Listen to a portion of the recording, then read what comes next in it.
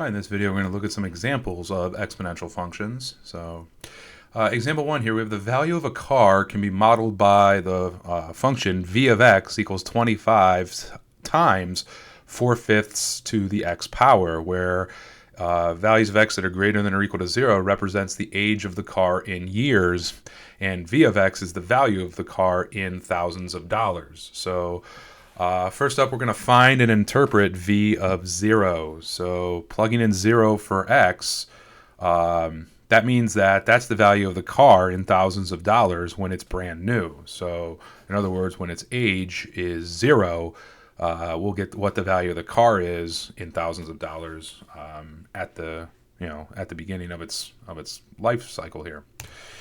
So v of 0 is 25 times 4/5 to the 0 power, which is 25. So in other words, the car, brand new, is worth $25,000. So taking a look at the graph of our function here, we have the graph of v of x.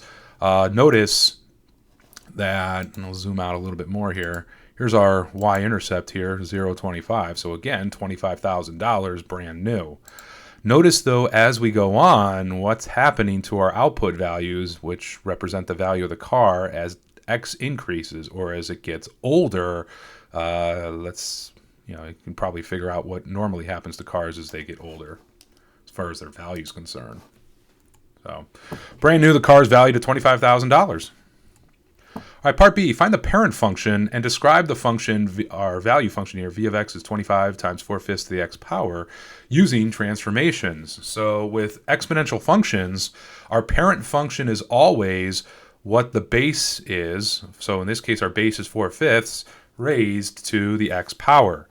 So exponential functions are very easy to find what the parent function is for ones that have transformations done to it. So parent function is 4/5 to the x power. Well, what are we doing with that 4/5 to the x power? We're multiplying it by 25.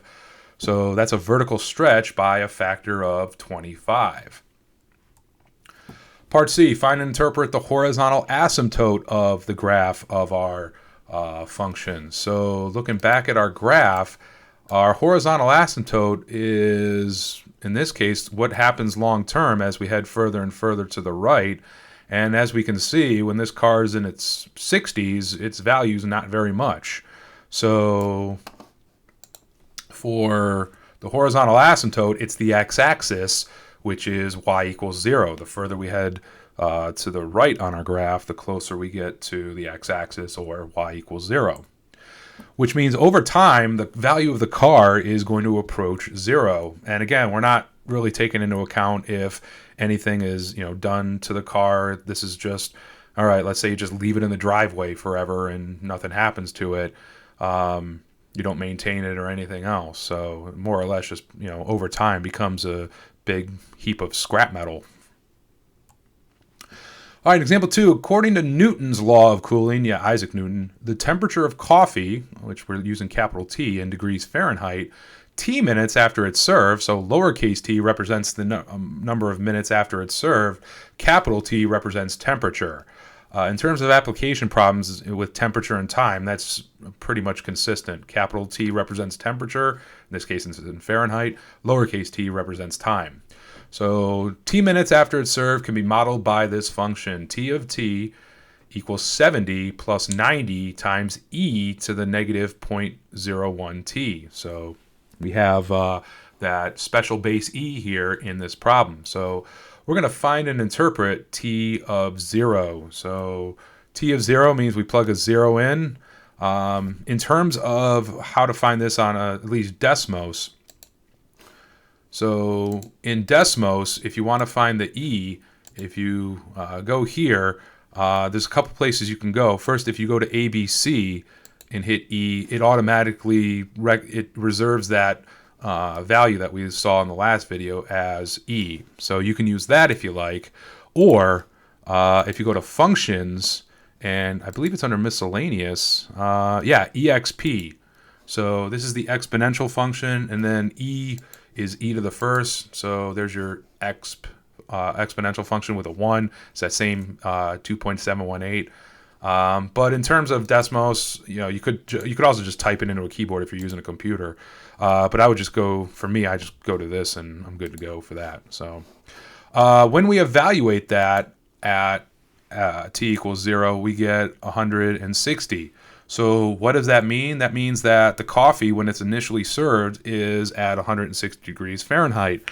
So you might want to let that cool off for a little bit before you take a sip. Part B, find the parent function and describe the temperature function using transformations. So once again, our exponential function, our parent function, is the base, which is e, and it's being raised to the t power. Don't worry about the negative 0.1 that we have out in front. So our parent function is e to the t power. So we got a lot going on around e to the t power. So first up, we have the negative that we're multiplying the t by. That's a reflection across the y-axis. We have a horizontal stretch by a factor of 10. So 0.1 is 1/10. And when we multiply our input variable by a number between 0 and 1, it's a horizontal stretch by the reciprocal, by a factor that's the reciprocal of that value. So the reciprocal of 0.1, the reciprocal of 1/10, is 10. It's a vertical stretch by a factor of 90, because we're multiplying our e to the negative 0.1t by 90, and then it's a vertical shift up 70, or if you want to look at degrees, 70 degrees Fahrenheit. So here's what our graph looks like. I'm going to have to zoom out a little bit. All right, so here's the graph of our temperature for this coffee. So again, it starts at 160 degrees, and then it starts to go down. But after a while, it's not going to keep going down forever here. Starts to level off. So a horizontal asymptote, again, as we can see, it's as we go further to the right, our outputs are pretty much sticking close to 70. So our horizontal asymptote is y equals 70, which happens to be the vertical shift of our function. And what that means is that over time, the coffee is going to cool to a temperature of 70 degrees, which in all likelihood is the room temperature the coffee is in. So if we just let the coffee sit out, let's say on a table, over time, here's 288 minutes, over time the temperature is going to approach 70 degrees. So what happens is it unless something else like changes it, it's going to cool down to the temperature of its surroundings. So in other words, the room temperature, 70 degrees, that's what temperature the coffee is going to approach over time. So all right, that about does it for this video. Thanks for